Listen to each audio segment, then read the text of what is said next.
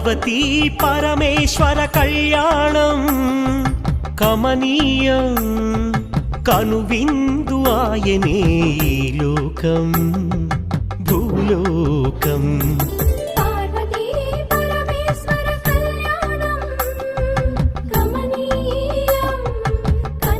శ్రీమాత్రే నమః.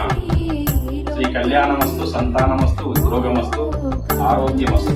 పిల్లలార పెద్దలార ముక్కోటి దేవతలారా చూడగరారండి తనివి తీరా.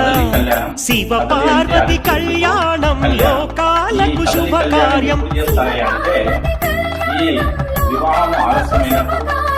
శివ పార్వతి కళ్యాణం లోకాలకు శుభకార్యం. పార్వతీ పరమేశ్వర కళ్యాణం ఈ కదలి కళ్యాణం వల్ల కనువిందు ఆయనే ఈ లోకం. అనుకున్న విధంగా జరుగుతుంది. మరి సంతానం జరుగుతుంది.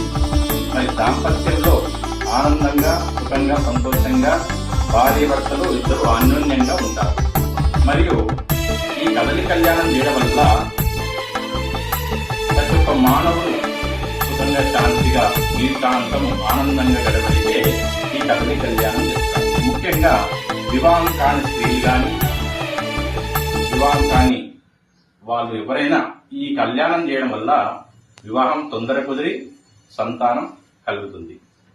మరియు గ్రహదోషం రావు, కేతు, కుజుడు, బుధుడు, గురువు, శుక్రుడు, శని ఈ రావుకేతుల సమస్యలు గ్రహ కుండల్లో ఏమైనా అవకతవక ఉంటూ సమస్యలు ఇస్తే గనక ఈ కదలి కళ్యాణం చేసుకోండి, మీకు మేలు జరుగుతుంది. ఈ కదలి కళ్యాణం వల్ల లోక కళ్యాణం, సర్వే జన సుఖినోభవంతు, లోక కళ్యాణం జరుగుతుంది.